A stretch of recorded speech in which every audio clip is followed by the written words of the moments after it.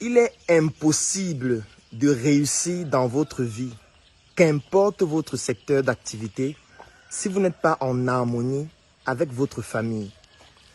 Lorsque je parle de famille, je fais référence à 3 dimensions. La dimension ascendante, la dimension collatérale et la dimension descendante. La dimension ascendante fait référence à vos parents, à vos grands-parents, aux personnes qui vous ont précédé et sans lesquelles vous n'existeriez pas tout simplement.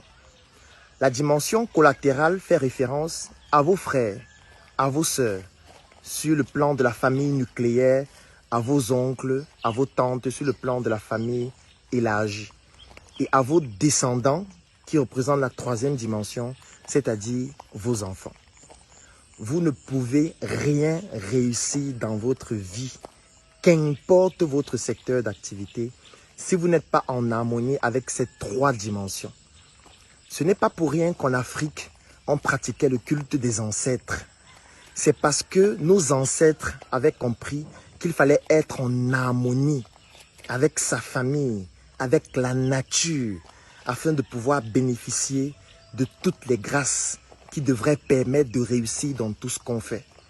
Ce n'est pas pour rien qu'on faisait le culte des crânes dans plusieurs pays en Afrique, ce qui a même été répliqué dans plusieurs autres pays en Occident et même en Asie.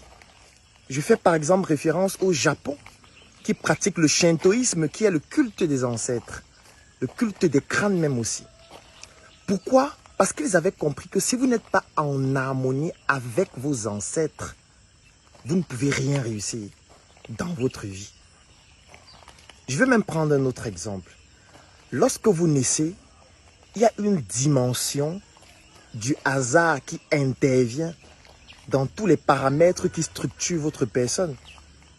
Cette dimension du hasard, c'est du fait que voilà, lorsque vous allez naître, il y aura une dimension sur le patrimoine génétique qui va intervenir. Mais tous les millions de spermatozoïdes qui doivent féconder votre ovule ou votre ovocyte 2, quelle est l'alchimie qui permet d'identifier le spermatozoïde qui va choisir cet ovule? Il y a une dimension du hasard qui intervient. Il y a une dimension spirituelle qui intervient derrière, qui fait de vous ce que vous êtes aujourd'hui et qui ne dépend pas uniquement ou exclusivement de vous seulement.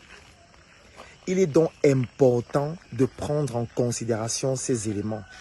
Sinon, vous allez être comme quelqu'un qui est détaché de l'écosystème et qui veut avancer tout seul sans prendre en considération l'écosystème et qui à un moment donné se trouve déconnecté de la réalité et qui ne peut rien réussir, qu'importe ce qu'il veut réaliser.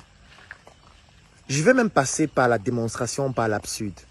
Prenons l'exemple de la religion catholique. Prenons le cas de figure où tous les personnages bibliques ont existé et étaient là, ont fait tout ce qu'on raconte là. Prenons ce cas de figure. Ça veut donc dire qu'aujourd'hui, nous sommes en train de faire le culte des ancêtres de toutes les personnes bibliques. Parce que quand vous vous mettez à genoux, vous dites « L'ange Gabriel, protège-moi ». Quand vous vous mettez à genoux, vous dites « Jésus, viens sauver ma vie ». Ça veut dire que vous êtes en train de faire le culte de quelqu'un qui est venu et il est mort. Il est parti et qui fait désormais partie de nos ancêtres. Vous allez me dire qu'il a ressuscité. Bon, laissons même le cas de celui qui a ressuscité. Prenons le cas des autres que vous priez chaque jour, qui sont morts, qui sont donc aujourd'hui des ancêtres.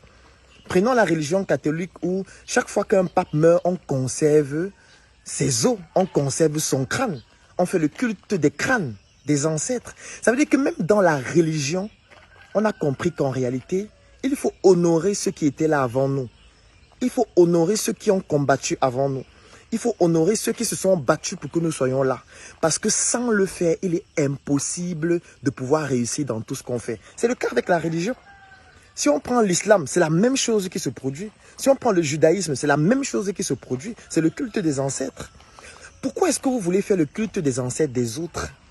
Mais vos parents, dont vous avez la preuve qu'ils ont existé, parce que peut-être chez vous, vous avez même encore une photo, vous avez vécu avec eux. Pourquoi vous trouvez que c'est malsain de le faire avec ceux que vous connaissez? Ou alors avec ceux dont vous avez la preuve qu'ils ont existé?